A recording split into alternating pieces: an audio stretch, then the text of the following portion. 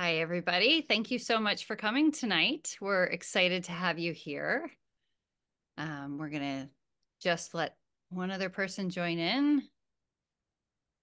So I am recording this. So if you would like to have your video on, you can. You shouldn't be seen because I'm going to spotlight our speakers. But if you want to be seen, you can too. Add the two spotlights. There we go. So I want to say thank you so much. We have a partnership with the district with Chinatown Service Center. And tonight we have two wonderful speakers who are here to talk to us about children change, even if we don't want them to. So I would like to introduce Xiaowen Li and Leslie Yik, and they're going to take over and give you a little bio about them and then have a little talk with you. Thanks so much. Hello, everyone. Nice to meet everyone tonight. And so in the beginning, we're just going to do a little bit short introduction about ourselves. Leslie, I will let you go first, please. Okay, yes. Hi, I know I am a new face. I'm not the one on the flyer. Brian couldn't make it tonight, so it'll just be me and Xiao Wen. My name is Leslie Yik. I work at Chinatown Service Center with Xiao Wen. I am an MFT and PCC trainee, so I'm still in graduate school right now as I earn my hours towards graduation and towards licensure. So I work with a lot of children, families, parents who are couples and individuals as well. So I work on a variety of different issues with this population, and I'm excited to chat with you all today. Awesome. So my name is Shawan Lee. I'm a registered associate professional clinical counselor at Chinatown Service Center. I'm mainly an outpatient therapist, and my focus population are usually children, young adult, and their family.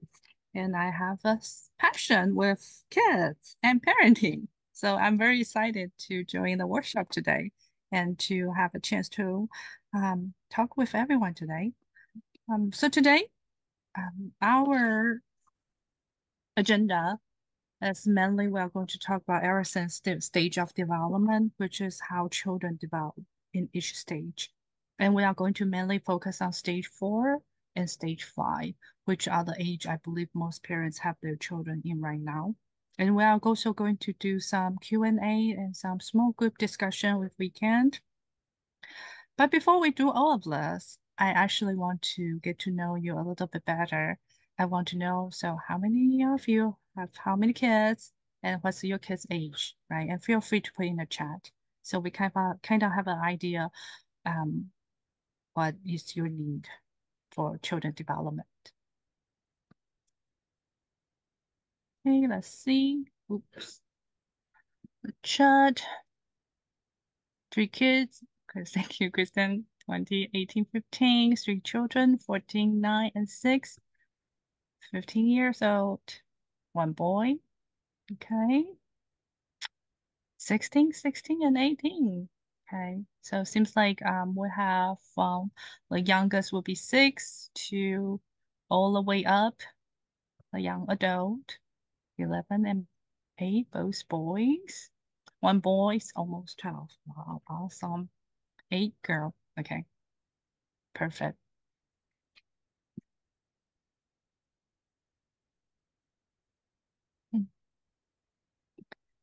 Okay.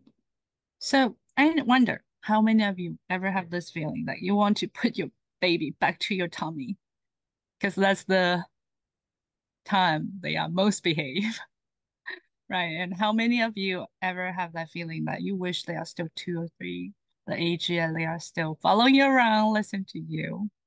Not, um, yeah, we all have those time, right? But fortunate or unfortunate, well, it really depends on how you see it, right? Children change, even if we don't want them to, right? And so that's why we are here to talk about children's development. And today we are just focused on Egerson's stage of development.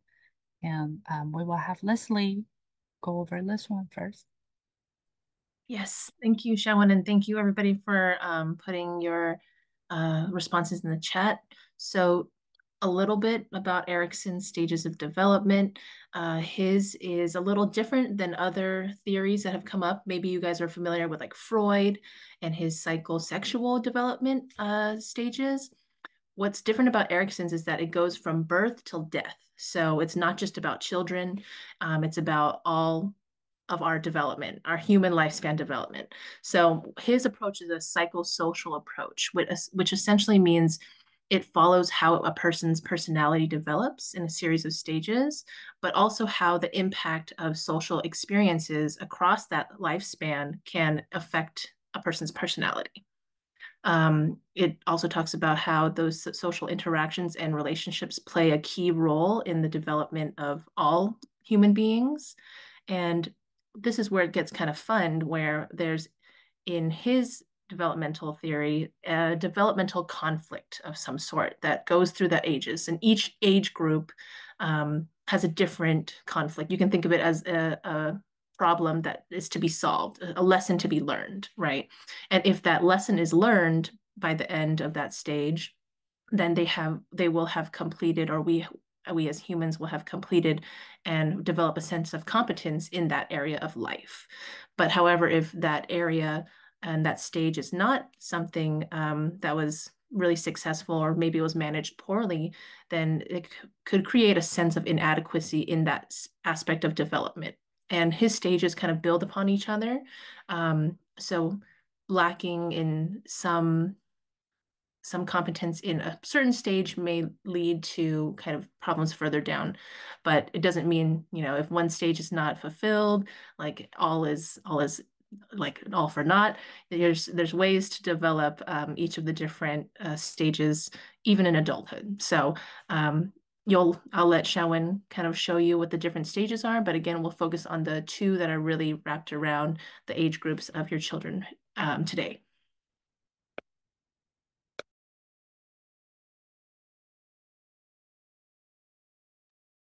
You're muted, Xiaowen. Thank you for the reminder. So I assume nobody hear what I just said. Okay, so just like Leslie said, Erikson really put a person's whole life into a stage. Okay, if you can see the slide right now, this A stage is go according to the age, and they also focus on the development conflict and what's the outcome of this development conflict. Okay, so for stage 1 is from birth to 18 months. If you really think about it, a person in this stage, they are totally rely on their caregiver, right? Whether it's feeding, bathing, all the stuff, they rely on their caregiver. So in this development stage, they are doing development, whether it's trust or mistrust. But very important thing about Erikson's stage of development is that it's not about one is better than the other. It's about how in this conflict to achieve a balance, right? And if we achieve balance with trust and mistrust in this stage, children generate hope. And by hope, it means that they have that openness to experience new things, but also have that awareness about dangers. That's the balance between trust and mistrust, right? And in stage 2, 18 months to 3 years old, if you think about it again, right, this is the stage they are start developing that sense of personal control over physical skills, like walking, running, kicking a ball, potty training, right? So when they are able to develop that sense of personal control over the physical activities, they gain that sense of autonomy, right? And on the other hand, they might gain that shame and doubt. And again, not one is better than the other, but when they achieve a balance, children generate that will. They can add with intention, and also that intention is within reason and limit. In stage 3 is 3 to 5 years old, which are the preschool years. And in preschool years, we know they are start learning to play with others, right? They just started. We oftentimes would say, oh, don't be too rough, right? When kids put into too much power into that social interactions, they get that disapproval, they get that feeling of guilt. But on the other hand, they are learning to initiate interaction with other people, right? So when this development conflict get that to balance, They learn to have a purpose. They learn to initiate an interaction or activity, but they also have that willingness to adjust themselves and work with other people, other kids. In stage 4 is 6 to 11 years old, and is in this development stage, they are working on industry and inferiority, and the outcome is confidence. And we will definitely go back to this stage, talk a little bit more, because that's one of the stage we're going to focus on. So in this stage, when kids have that outcome of confidence, they learn to believe their ability, but also understand their limit. Right? And in stage 5, as 12 to 18 years old, they learn to develop that identity and role confusion. And if they can get to the balance of learning the identity and confusion, they're gonna fidelity. Fidelity is an ability to live by society standard and expectations, but also knowing who they are. Okay. Stage 6, 18 to 14 years old.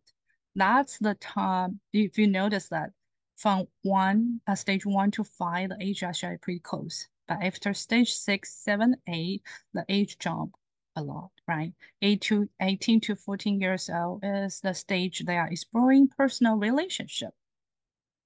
And so they are learning to balance that conflict between intimacy and isolation, which generate the outcome of love, the ability to forming a lasting and meaningful relationship with others.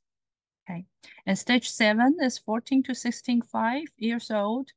And they are in this stage, if you think about it again, that is creating a change that might benefit other people, whether they have children or whether they are focusing on their career, right? So that stage comfort is general activity or stagnations. And that outcome is care of others. Stage 8 is 65 to death. And for Erickson, they believe in this stage, people will think about reflecting back their life and have that sense of fulfillment. And the fulfillment would generate wisdom of the life. So we are just quickly go through the Erickson stage of development, but we are now going to focus on stage 4 and 5. And Leslie is going to talk about stage 4. Yes, thank you, Shawan. That was a very good summary of the stages.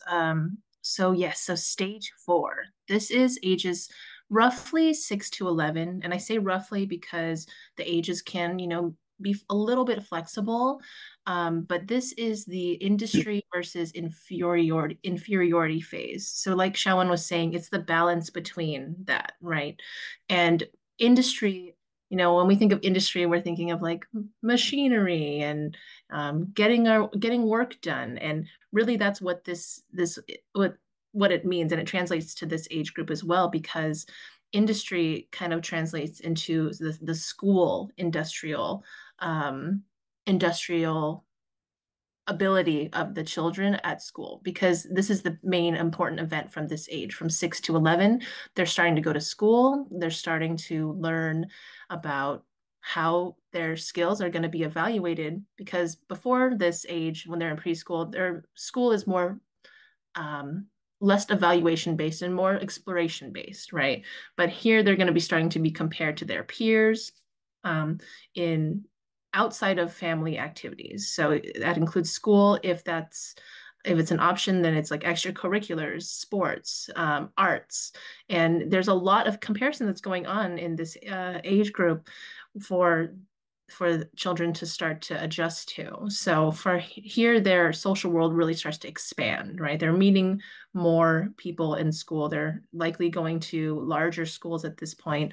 If they're doing those extracurriculars, they're meeting a lot more people there, and their skills are being evaluated. So the balance that's being struck here is, are they able to develop a sense of belief in their abilities in this space, in this age?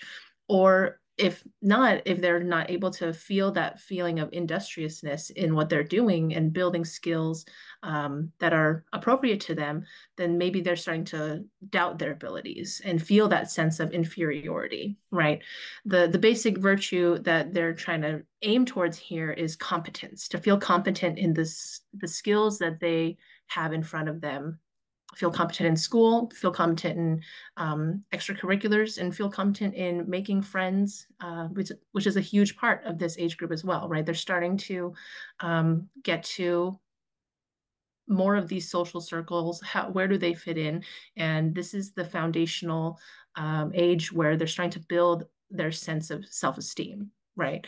And this is really important because self-esteem can be linked to a lot of different things. Depending if you have a good sense of self-esteem, it leads to better outcomes in mental health and physical health, more confidence in abilities, like which is the main goal, as well as there's higher chances of success in their life moving down the line as they get older, and just an overall positive self-image. But it's really important to make sure that inferiority doesn't lean too far in, right? So kind of on that balance of industry and inferiority, there are some things that we're not going to be great at, right? Maybe somebody in here is a Picasso, and then the other person is more of like a math whiz.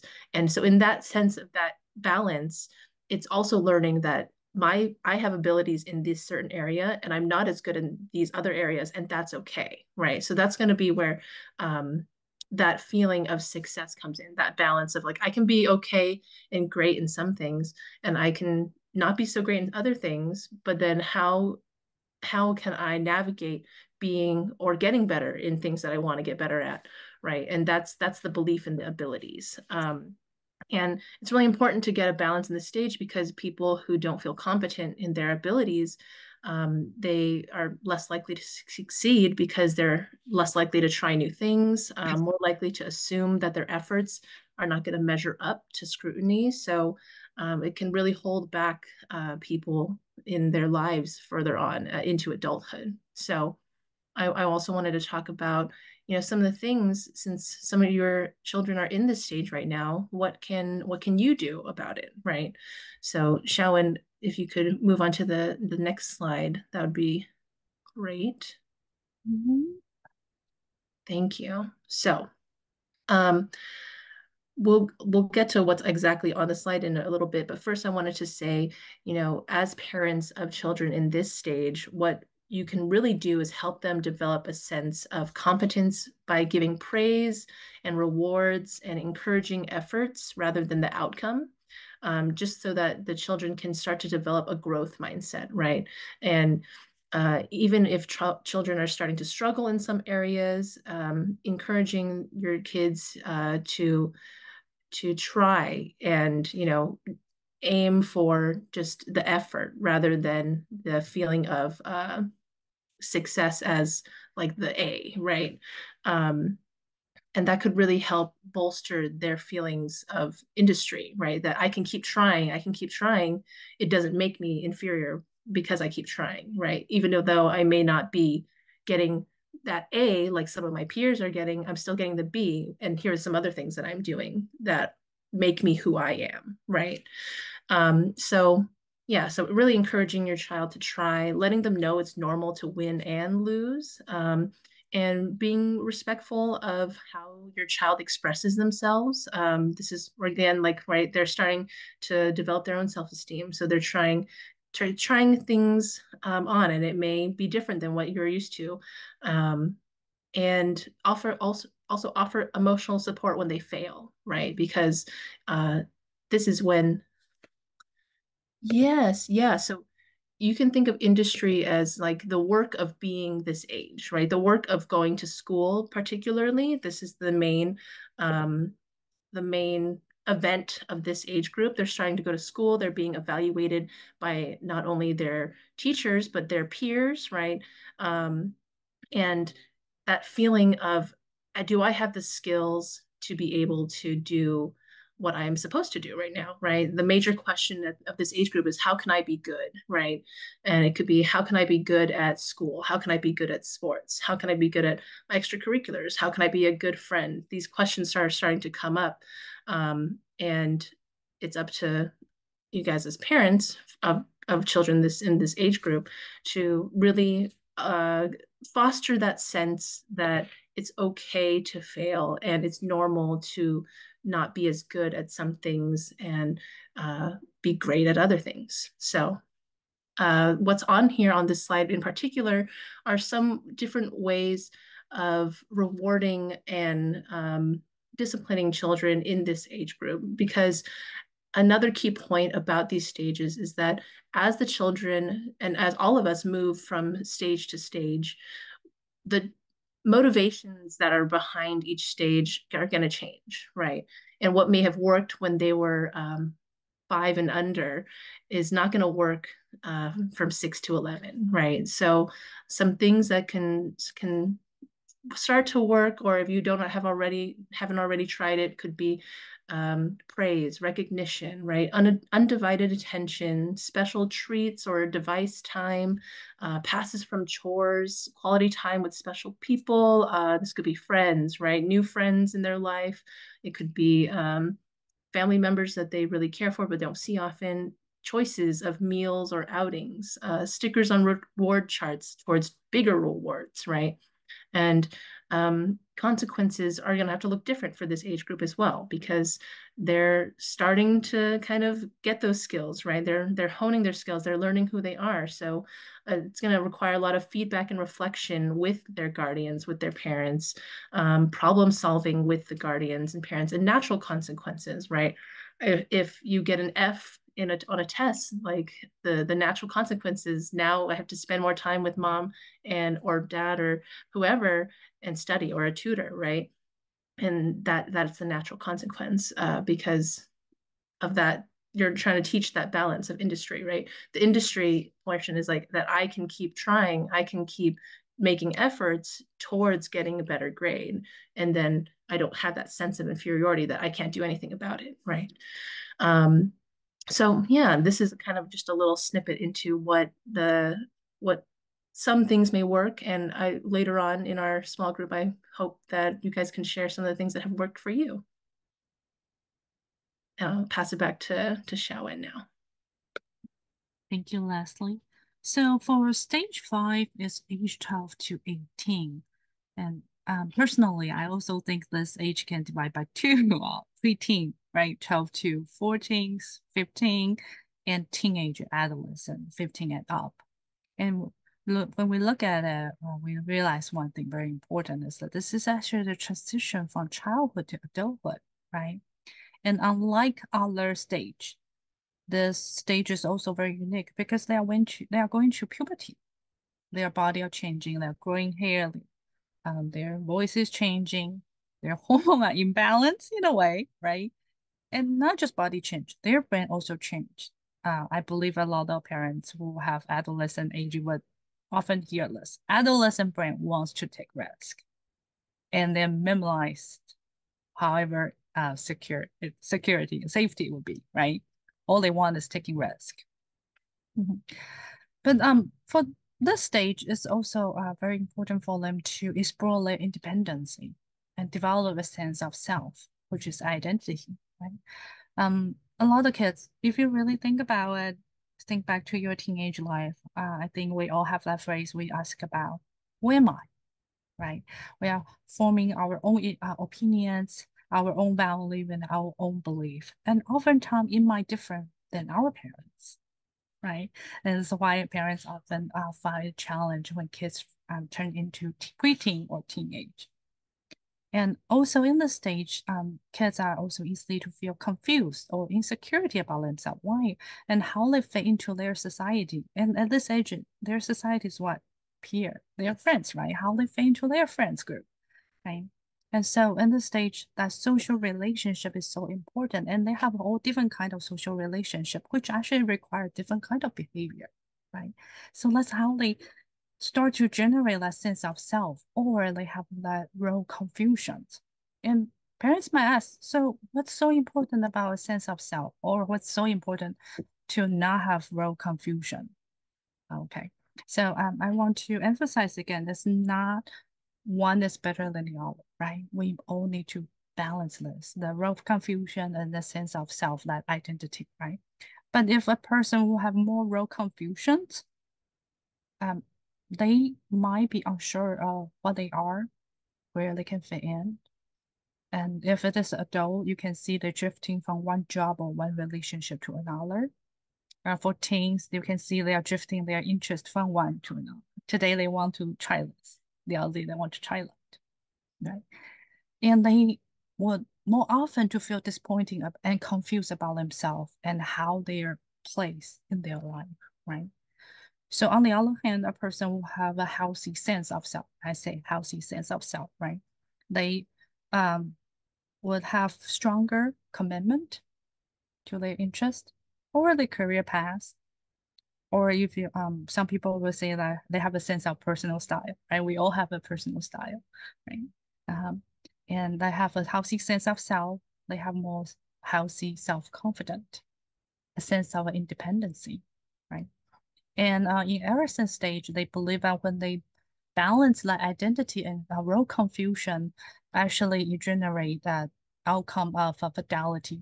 The fidelity is the ability that they can relate to others to form a genuine relationship, and also have ability to live in a society according to society standard expectation. At the same time, they still understand themselves.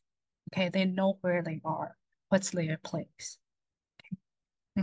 So after we talk all of this, then the parents would say, so what can I do to help my kids to build identity? What can we do, right? Now we know it's so important to have that balance of a sense of self and the role confusion. So what can we do? Well, there's no new ways, just to spend more time with your kids. Why? Because unlike other early stage, right, we tend to do more hand-to-hand teaching to our kids. But at this stage, no way they are going to follow you, even though you show them your hands. No, right? So for preteen, I would say help them to discover their interest. What are they good at, right? But also help them, like lastly in stage 4, they talk about how they can accept their flaws, accept help them to understand that they have limit and it's okay, right? So for preteen, it's more for the guidance, right? Not teaching, but guidance. And for teen, I would say teen is another stage, even though it's still stage 5. But teen, I would say you stay close, but you also keep a distance. Okay, it's kind of like odd, right? We stay close to our kids, but we still have that respect for them.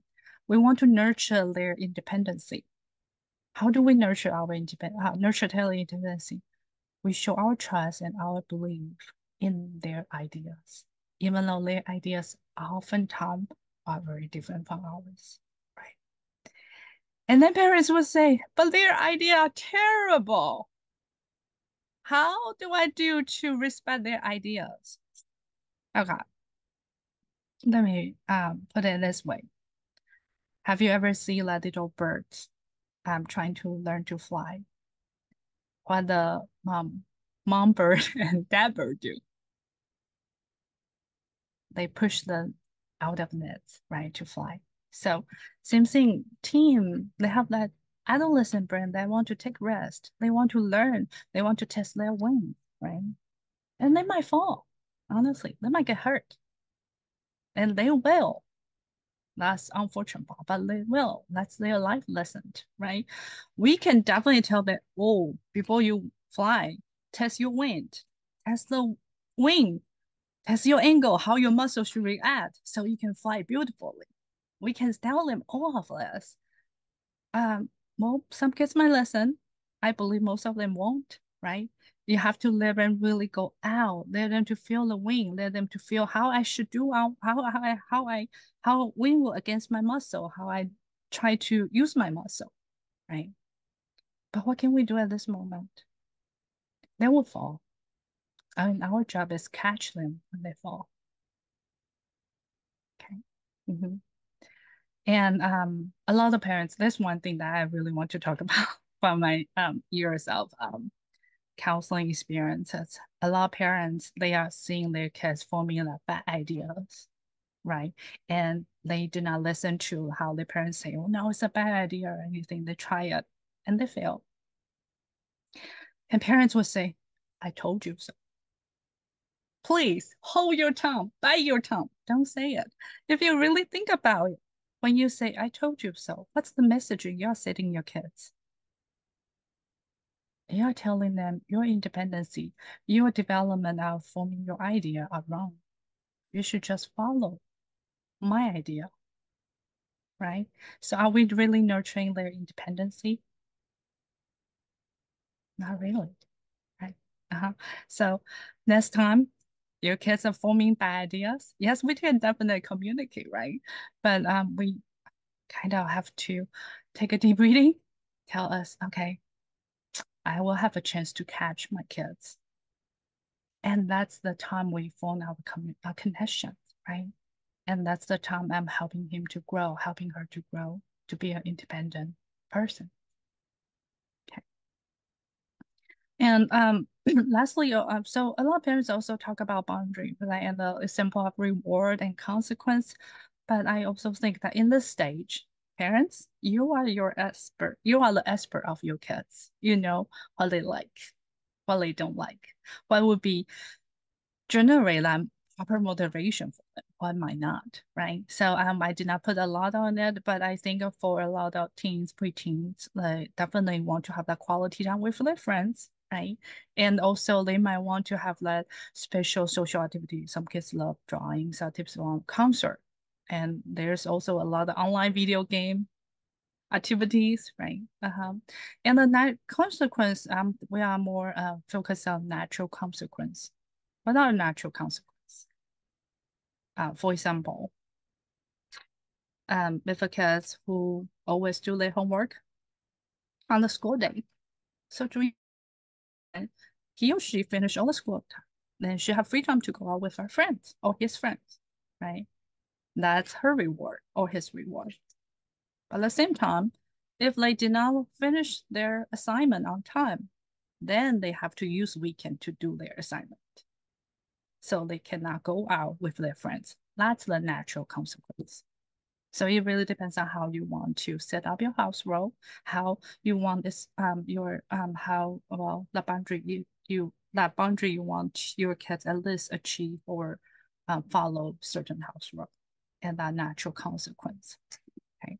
And we can definitely talk more of this in our small group discussion, or let's see.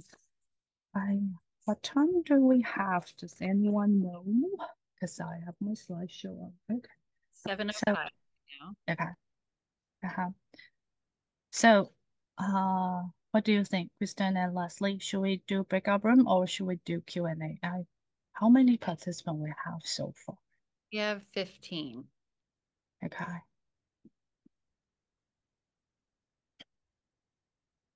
Leslie, what do you think?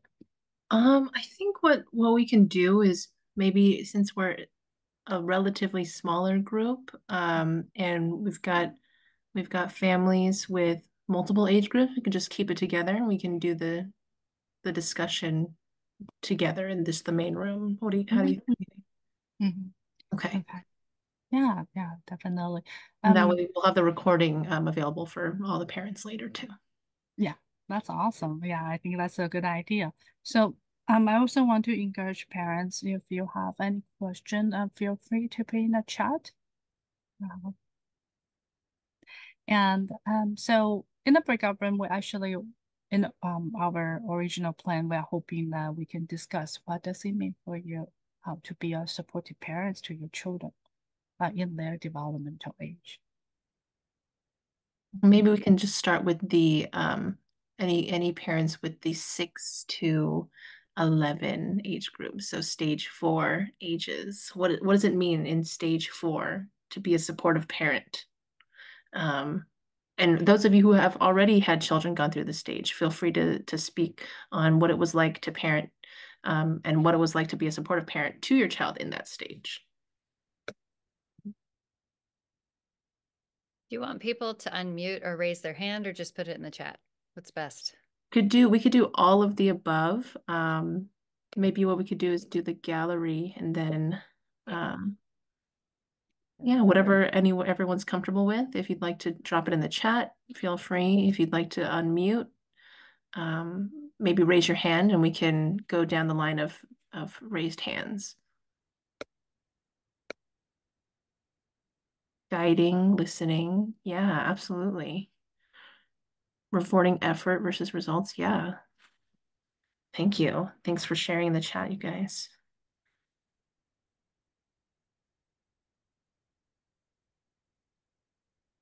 I'm wondering, for parents in 6 to 8, is that Leslie? Is that your age group you're Oh, asking? I'm doing the whole stage, so 6 to 11. 6 to 11, okay. So what kind of reward you found it efficient? Like really works for you? That would be awesome to share with all the parents. Oh yeah, absolutely. I see a couple more coming in the chat. Patience, yep, absolutely. Patience with age group is really essential. Making time to be present.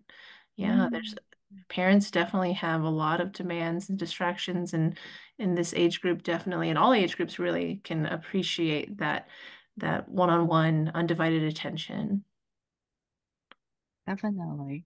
And I found it actually very difficult, right? And making parents that really have to make that commitment to spend time with the kids because whether it's housework, your work, there are so many distractions, and we also have so many responsibility.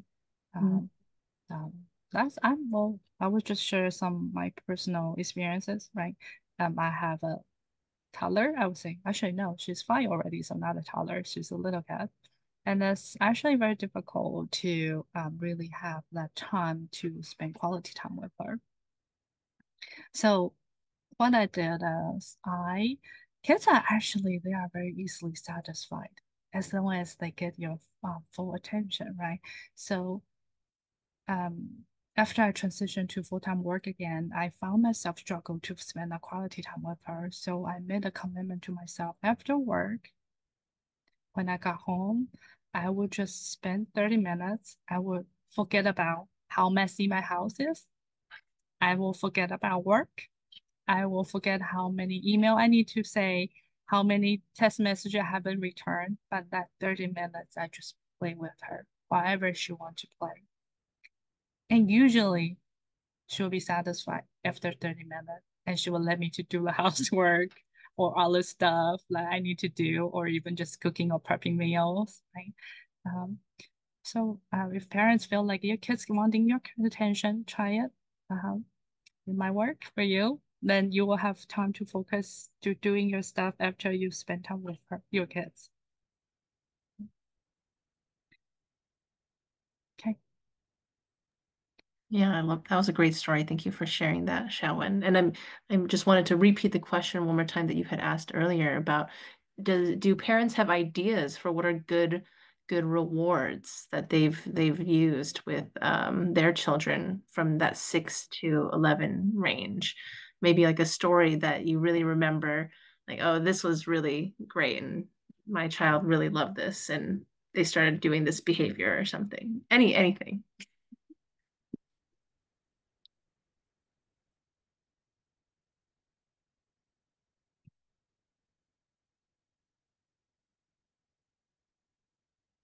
And if not, if that's okay, we can move on to the next age group, right? From that 12 to, what was it, 15? 18. 18. Yeah, 12 to 18. 12 to 18. The reward is more difficult than a snack or a movie, right? Mhm.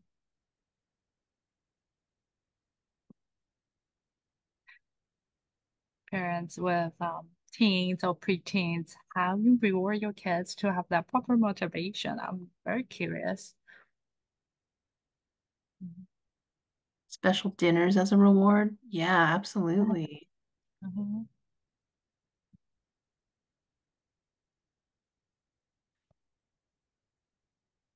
Oh, I see a hands up. Oh, yes, yes. Go ahead.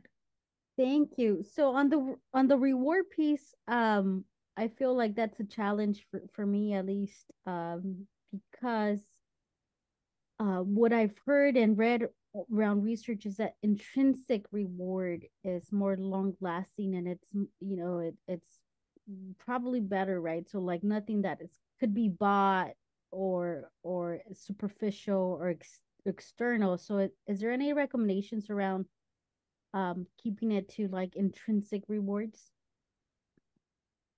Mhm.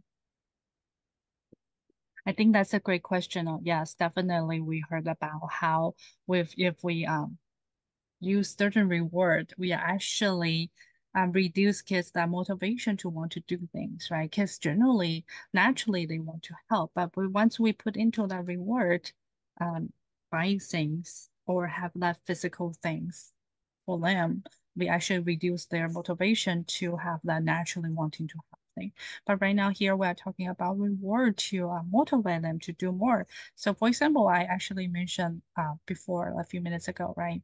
Um, Teens, they love to hang out with their friends, whether it's just walking along a block, whether it's go to mall together, do window shopping, right? They desire that friendship, they desire that social interaction with others. So that become their motivation, their reward. So they have to do their homework on the school day and finish their assignment. So on the weekend, they can have time to hang out with their friends. We want to find out natural reward that kids they feel desire to instead of well, money can be something, right? If kids they want money because they really want to save up to buy something they really want, that can be do it, right? But we don't want it to be everything is about money. Yeah, so there's a fine balance in that, and I think every household is different. Mhm.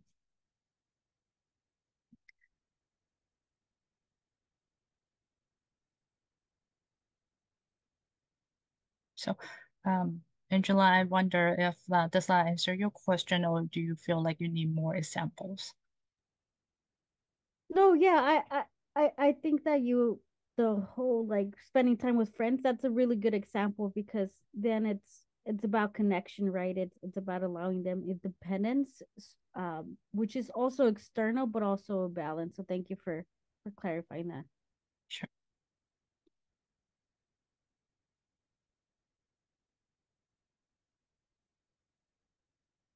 Okay. So, I think that I also want to use the last few minutes to say today all the information we mentioned during the slide, as you can find in this link also. This link very well might actually have very detailed explanation of the all ever since stage of development. So if you are interested and you want to learn more, feel free to go on this website. And last minute, I'm wondering any parents have any questions? Okay, I see an owl hand. Yes, I have a question. Just like with the guidance with your child that's in that 6 to 11 or 12 age range, I just feel like my 11-year-old just won't even try to listen as we try to guide him, like giving suggestions or, giving him choices. And so how can they kind of just pique interest in what we kind of try to um, advise, I guess. Do you mind me asking what is it you're hoping your 11-year-old will do? I guess just like with confidence too, right? Like because they are going through a lot at school too with their peers. And just sometimes, he talks about something and a situation and we kind of tell him, well, if you want to avoid this kind of situation, maybe you should take a break or like from these people or, stuff like that. Like they don't seem like they're being true friends if they're, making you feel that way. Just that kind of like advice and stuff. Yeah. Yeah. I'm curious if maybe it's just about that experimenting, right? Because it's starting to, your child at your 11-year-old is starting to move towards that preteen stage where they want to make their choices. They want to fall, right? So this might be that instance where it doesn't quite, that your child doesn't quite fit in stage 4, but this particular situation with the friendships is maybe more stage 5.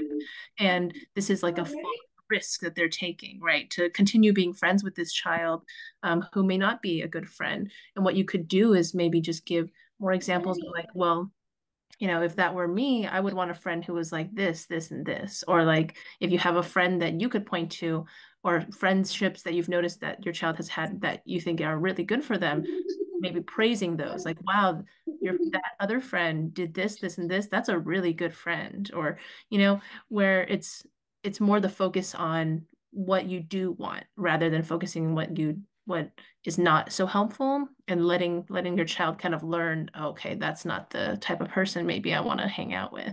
I think that's kind of one way to go about it. Xiaowen, what do you think? Do you have anything to add?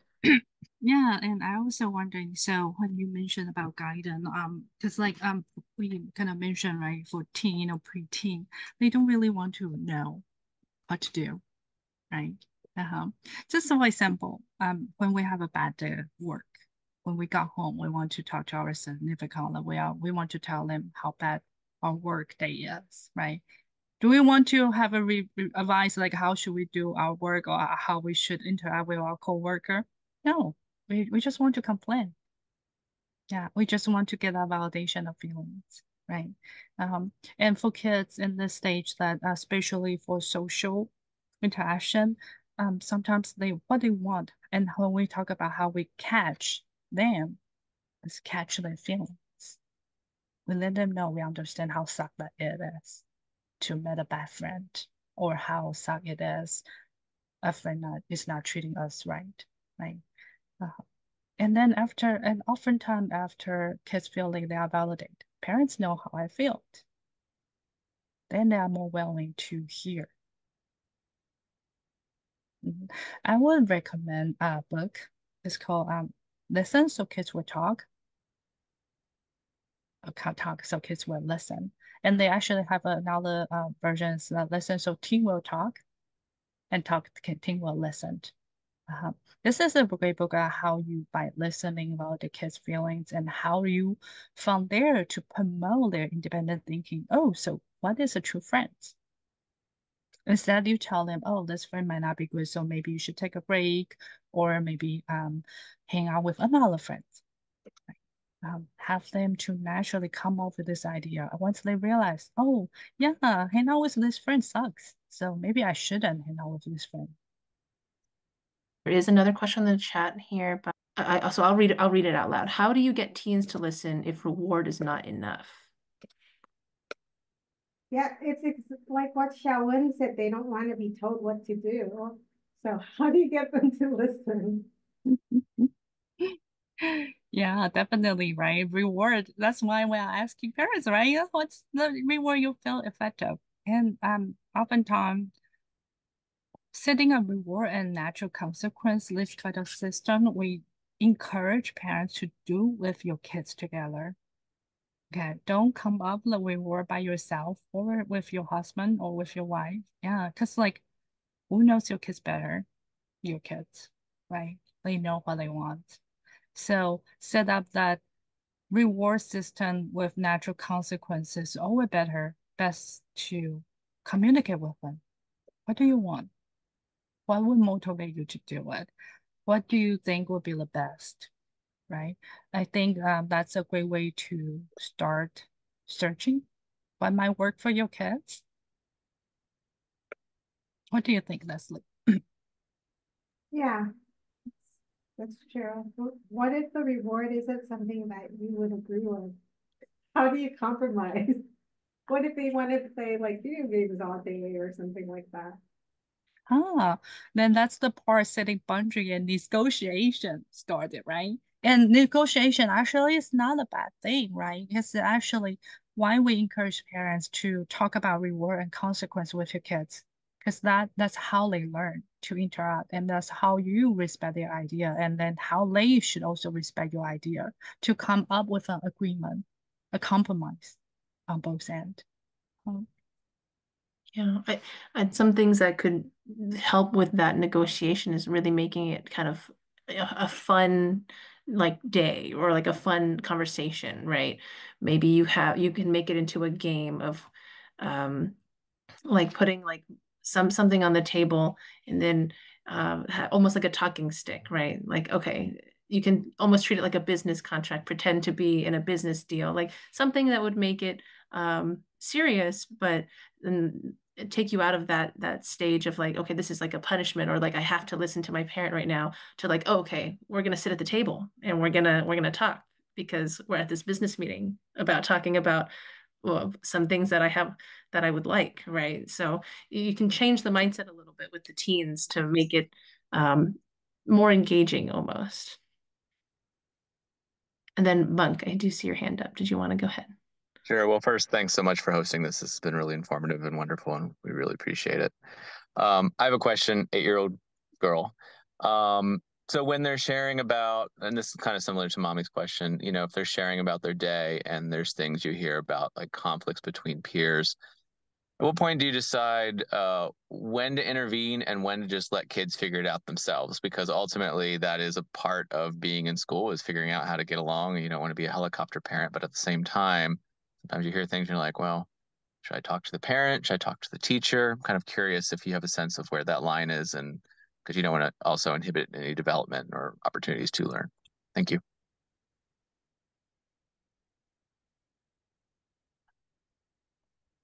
Yeah, I think that's a great question. You know, maybe we can go like from the top, right? Anything that's like close to a crisis or like any violence or any thing like that, immediately, right? You step in, and that's I don't think that kind of goes unsaid. But when when things start to get a little bit more heated too, it doesn't hurt to be in contact with the teacher. I think just regular contact with the teacher in general is really helpful because they see your children so much, and because they'll see the other children too. They'll give you more insight. They'll be able to give you more insight on what's actually going on. You know, maybe I've worked with some children who say like, "Oh, I hate this person," and then the teacher says like, "Oh yeah, there is some conflict between them, but this is the extent that it gets to," right? So then you kind of see the more of a reality from the teacher's perspective. So it's always great to loop them in.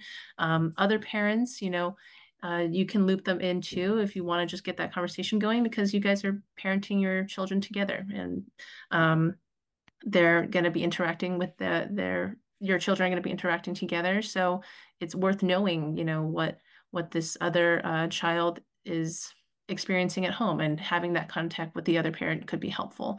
As to like when to do it, I think that's up to your discretion. If you can always bring it up with your child first too, say like I'm thinking that you know what you just shared with me is something that I want to talk to your teacher or your friend's parent about because I'm kind of concerned, and just letting them know that you're going to do it and see what they say. If they're like, oh my gosh, no, like my life is going to be ruined, then you would want to keep that in mind, right? But if it ends up being something worth talking about with them anyway, then that's what you got to do, right, as their guardian. But I want to hear, Xiaowen, do you have anything to add to that? I actually want to share another personal story, a conversation with my daughter. The other day, actually, I think it's a few weeks ago, she before sleep, we usually have small chat, and she told me that she had a bad day at school. She's in TK right now, by the way. She has some few best friends. They often play together. But that day, apparently, she said nobody want to play with me. And you know, the mother protection, the father protection, the parents, right? We want to solve the problem of our kids. No, how dare people hurt my daughter's feeling, right? But I take a deep breath. I hold my tongue. And I said, oh, that must feel really bad. I told her that. She said, yeah, that's really bad. I am so sad. I'm really, really sad. So I have already her feeling again. Yeah, if nobody want to play with me, I would be really sad too. Then I asked her, do you want a hug? I say, okay. And after a few moments, I said, so what can we do? Nobody wants to wait, and I feel so sad. She said, I don't know. I said, I wonder what we can do. And after a few minutes, she actually told me, oh, maybe I can go ask the other kids who play by themselves if they want to play with me. So kids actually they have that ability to solve the problem by themselves. Sometimes they just need someone to catch them, right? Catch them and encourage them to brainstorming the ideas, right? But of course, like you say, sometimes we don't know. There's certain situation we might want to intervene right away. Like Leslie said, if there's physical danger, yes, we definitely want to intervene right away because that's bullying, that's dangerous, right? Safety is always the first. And if that's a repeat thing, your kids have been repeatedly telling you the similar issues, then it means they are struggle. So that's also the time we intervene. We provide more direct guidance, or we talk to school teacher about it, right? But definitely, that's what like Leslie say. Maybe talk to your kids first. Like, oh, so I want to talk to your school teacher about this. What do you think? I tell you how they feel too, right? And maybe they say no, then we can ask why they feel this way and how we can do to make him feel better. Yep. Okay. I hope this idea shares something. Okay. I see a thumbs up. Okay. I noticed we're right at time, so yeah. Yeah, I want to thank you so much for being here, for answering all of those questions. Such great information. It's so great to hear the stories. I think for me as a parent, hearing stories is the way that I learn so well. So I appreciate your personal stories too. But I want to thank you, Owen and Leslie. Thank you so much for being here. So appreciate it. And hopefully we'll see you all at the next one of these in a few weeks. Okay. And thank you everyone for attending this workshop. I really appreciate everyone too. Okay. yes. Yeah, thank you everybody.